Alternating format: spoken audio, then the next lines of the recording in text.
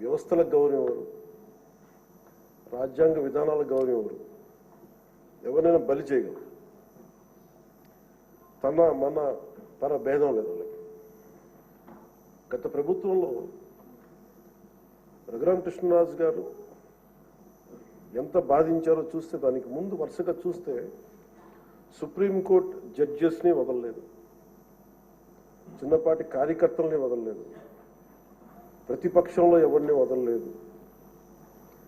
స్వయాన వాళ్ళ పార్టీ తరఫున గెలిచి ఎంపీగా ఎన్నికైన రఘురామకృష్ణరాజు గారిని విధానాలతో విభేదించి ఆయన ఎంత ఇబ్బందికి గురి చేశారో, శారీరకంగా, మానసికంగా, అన్ని రకాలుగా. ఒక ఎంపీకి ఒక తీసుకెళ్ళి అరెస్ట్ చేస్తారు, ఏదో ఇబ్బంది పెడతారు, అట్లా ఏదో అనుకున్నాం. కానీ ఆయన మీద ఒక 3rd డిగ్రీ మెథడ్స్ వాడటం, బెదిరించడం. ఆ రోజున గౌరవ ముఖ్యమంత్రి కోసం నేను కూడా స్పందించాను. భయం వేసింది మాకు, ఆయనకి ఏం జరుగుతుందో అని. చాలా ఆవేదన కలిగింది. చాలా బలమైన ఇబ్బందులు ఎదుర్కొన్నారు. నాకు నిజంగా ఆ రోజున అనిపించింది, క్రిమినల్స్ కనుక రాజ్యాలు వెళ్తే ఇలా ఉండదు, దీన్ని ఎలా ఎదుర్కోవాలి. సో ఈ ప్రభుత్వం తాలూకు వ్యతిరేక ఓటుని చీలనివ్వకూడదన్న నా ఆకాంక్ష ఈ రోజున మిమ్మల్ని ఈరోజు డిప్యూటీ స్పీకర్ పదవిలో చూస్తుంటే నిజంగా నేను ఆ రోజు నా ఆవేదన, నా ఆక్రోశం ఈరోజు మీ రూపంలో డిప్యూటీ స్పీకర్గా మీరు ఉండటం నాకు నిజంగా చాలా చాలా ఆనందంగా ఉంది.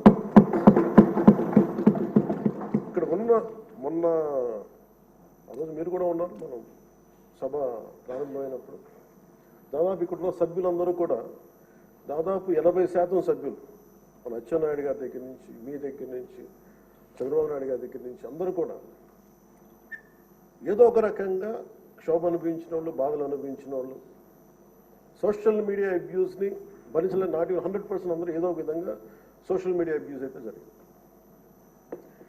ఇలాంటి పరిస్థితుల్లో మనందరం కలిసికట్టుగా ఉండి ప్రజాస్వామ్యాన్ని కాపాడినందుకు మనస్ఫూర్తిగా ఈ సభకు నేను మనస్ఫూర్తి ధన్యవాదాలు చెప్పుకోండి మీతో.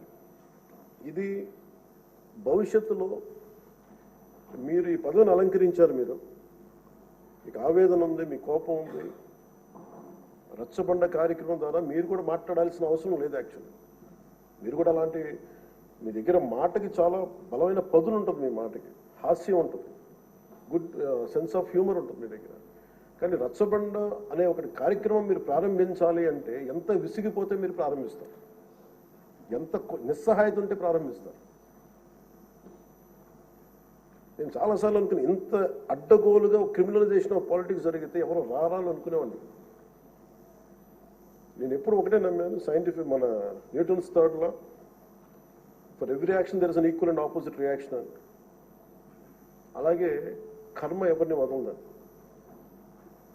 మిమ్మల్ని ఎవరైతే మీకు అడుగు పెట్టనివ్వం, మీ నియోజకవర్గంలో మిమ్మల్ని అడుగు పెట్టనివ్వం, మిమ్మల్ని అడుగు పెట్టనివ్వం అని చెప్పి ఛాలెంజ్ చేసిన వాళ్ళు ఈరోజు అడుగు పెట్టలేకపోయారు. కర్మ అంత బలంగా ఉంటుంది.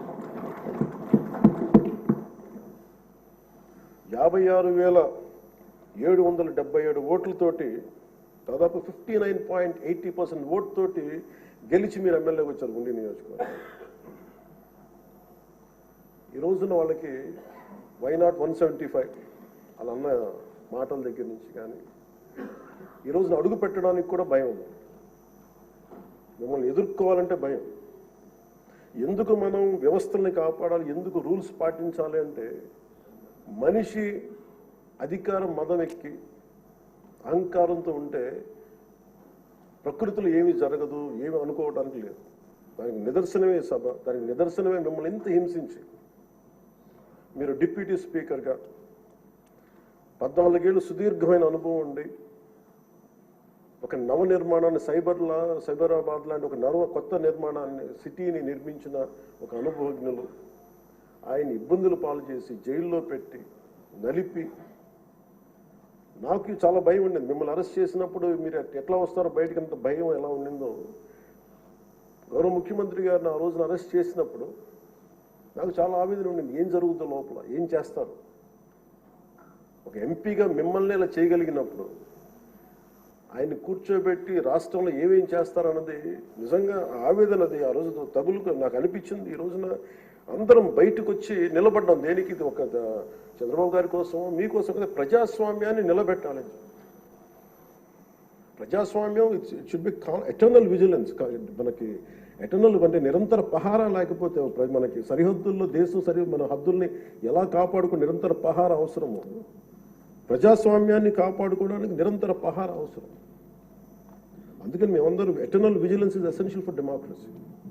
మేమందరం బయటకు వచ్చి ప్రజాస్వామ్యాన్ని కాపాడుకోవడానికి మనందరం పడ్డ తపన ఈ రోజున ఈ సభ నిలువెత్తు నిదర్శనం.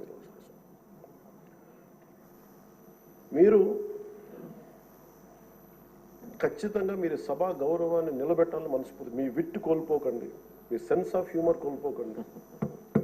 ఎందుకంటే మీరు ఉంటేనే లైవ్లీగా ఉండి, మీరుంటే ఎన్ని నవ్వులు పువ్వులు ఉన్నాయి చూడండి. ఆనందాన్ని తీయకండి. అట్ ది సేమ్ టైం మేము కోరుకునేది కూడా ఆ ప్రజాస్వామ్యం తాలూకా విలువల్ని, ఆ భాషని కాపాడు. సభల్లో భాష దిగజారిపోతే అది రోడ్ల మీదకి వెళ్ళిపోతుంది ఈరోజు. అంటే ఎవరు ఏం మాట్లాడుతున్నారో ఇష్టం వచ్చినట్టు మాట్లాడి, బూతులు తిట్టి, మేము ఇళ్లలోకి వచ్చి మీ ఇంట్లో మీ ఆడపడుచుని రేపులు చేస్తాం, మీ పిల్లల్ని ఎలా అంటాం. అడ్డగోలు ఈరోజు ఇంతమంది మాట్లాడుతున్నారంటే దానికి చట్టసభల్లో నుంచే ఆ కదలిక మొదలు. ఆ హుందాతనం పోయింది సభలో.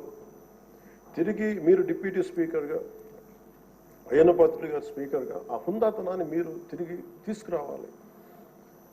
ఒకటో రెండు సందర్భాల్లో మనం వచ్చినప్పుడు ఎవరో ఒక మాట ఏదో అంటే గౌరవ ముఖ్యమంత్రి చంద్రబాబు నాయుడు గారు ప్రత్యేకించి చేయొద్దు, మళ్ళీ ఇంకా అలాంటి కల్చర్ తీసుకురాకండి, అది అయిపోయింది గతం.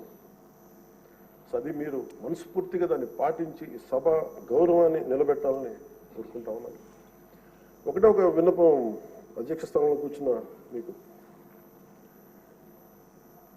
మీ టెన్యూర్లో అయ్యన్న పాత్రుడు గారు మీ టెన్యూర్లో కరెక్షన్ మొదలవ్వాలంటే భావ ప్రకటన, భావ స్వేచ్ఛ మీద ఇష్టానికి మాట్లాడేస్తూ ఉన్నారు అన్నారు. మనకి గౌరవ మంత్రి లోకేష్ గారిని బుద్ధులు తిడతారు, ఏదన్నా అంటే భావ ప్రకటన, భావ స్వేచ్ఛ అంటారు. దీనికేదో ఒక ఫైనల్ కరెక్షన్ ఈ సభలో జరగాలని కూడా.